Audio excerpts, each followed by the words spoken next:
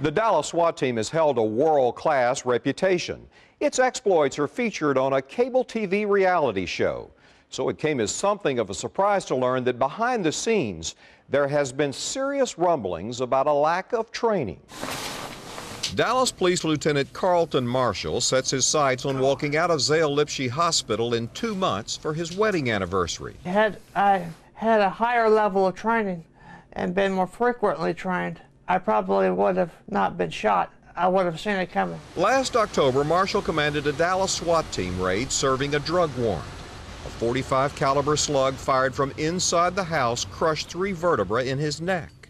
In the following 5 months, 44-year-old Marshall survived a stroke, blood clots, pneumonia, and bacterial meningitis. I don't remember getting hurt. I don't remember getting shot. The whole week is gone. Exactly 2 months before he was shot, Marshall warned that Dallas SWAT was not getting enough training. Marshall permanently lost his hearing as a result of the shooting. He responded to my written questions. Were you concerned that somebody was going to get killed? That's why I wrote the letter. They put themselves in danger all the time. And if they're not trained, the only thing that saves them is luck. Last August, Marshall expressed serious concerns in this 4-page letter to the Deputy Chief of Homeland Security and Tactical Operations. Dallas SWAT's training time had sunk below the national standard, as well as its own standard of 5 days a month to 3. And it was actually less than that. That 3 days a month was constantly getting interrupted. Marshall says SWAT spent half of its time on patrol to help reduce house and car burglaries at the expense of training. Activity reports obtained under the Public Information Act show that SWAT training sharply declined, while its officers wrote more than 1,400 traffic tickets during the 4 months before Marshall's letter. Normally, a SWAT team isn't used for traffic enforcement. Jim Clark of the National Tactical Officers Association, the NTOA, was a SWAT officer for 21 years. This SWAT team is writing a lot of traffic tickets.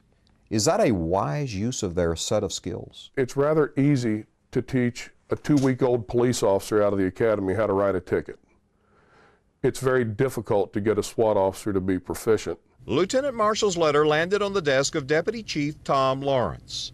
Lawrence says he never discussed Marshall's concerns after he received it. There are a lot of serious issues raised here. Wouldn't it have been something that would have set off an alarm bell and you just said, we got to address this quickly? Explain to me what the serious issue is that he raises. Among his many warnings, Marshall's biggest was that 1/3 of the 54-member team was new. Then there's always a risk that they're going to get hurt, or that they're going to get somebody else hurt, or that they're going to use deadly force maybe when it shouldn't be used. Chief Lawrence says Dallas SWAT can be considered a part-time team, requiring what he says is a national average of 4 training days a month. They're a good team, and they're going to continue to be a good team, and we will keep the training at the level they need to be. The NTOA says that's not enough because SWAT skills quickly turn stale. They have to be skilled and proficient in hostage rescue in airplanes, vehicles, buses, vans, anything, anytime, anywhere it happens. They got to be ready for it. Lawrence says SWAT gets plenty of on-the-job training serving drug warrants. To say that an officer is going to lose that skill set in a week, 2 weeks, that doesn't seem practical. Not for somebody like a sniper, or? No. No. No.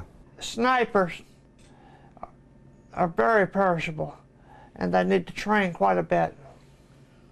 Was the team practicing those perishable skills enough to be shot? In my opinion, no. Marshall's letter apparently didn't make it to Chief David Kunkle. Did you ever hear about any concerns? I did not hear of any. None. None. Kunkle says there is no magic number for SWAT training and discounts Marshall's letter. But you did have an officer here, 2 officers, both commanders, apparently wrote an internal memo warning we have problems, and then one of them is seriously injured later. Does it indicate that there was a problem, that they weren't getting enough training? I don't believe that to be the case.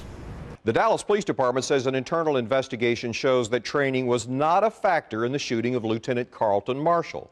But current and former SWAT officers say the city should bring in outside investigators to review a series of incidents over the past 2 years.